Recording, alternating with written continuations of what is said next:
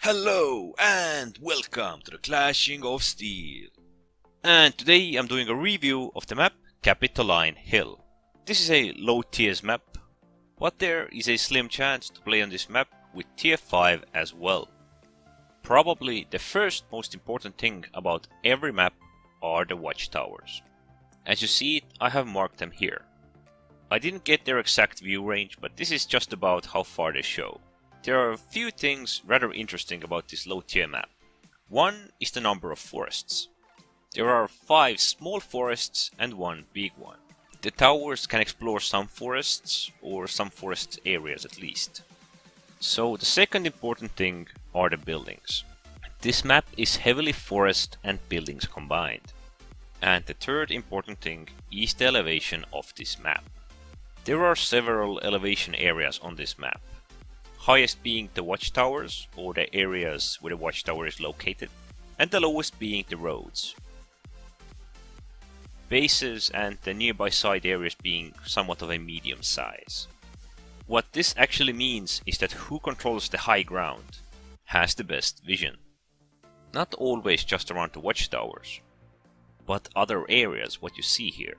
This elevation gives ranged units a lot of possibilities. Even the buildings can support you here. The only real problem are the forests and the watchtowers.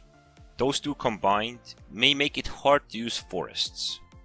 I'm not talking about the big one up in the north, or the northwest of the map, but just those other small ones. It is not a smart move to wait in the forest hoping for an ambush if the watchtower is taken. But then again, if the watchtower belongs to your team, you might actually have a chance using them. Because this is a low tier map, there is just a lot of conflict and not enough tactics in this map. But the main focus should be to take control of the watchtowers, as these guys are doing here. They're forcing themselves onto the watchtowers hoping to take it. Because once they take it, they will cripple our vision, and the moment our vision is crippled, we are less aware of what is going on. Although these towers show a big chunk of the map, they still don't show all the areas. And those areas are where we need to utilize the ranged units. Hide them behind buildings, in the forests or so. Because of the many elevations on this map, archers should be used on the high ground. That way controlling the lower areas of this map, especially the roads. Or perhaps slightly even the forest areas. Sword infantry and the spearmen don't have much of a choice in the middle area. They can either defend around the towers or push into the open grounds where everything is seen. Ranged units can counter them, and maybe even cavalry can harass them if they push too far. So the northern side is the forests, which could be used to pass through unseen, or just to hide yourself from the vision of the opponents. So the north and south side both actually have some bottleneck areas you can use. But mostly this map just does have a lot of high ground, some forests, some buildings, and a defensive location for towers.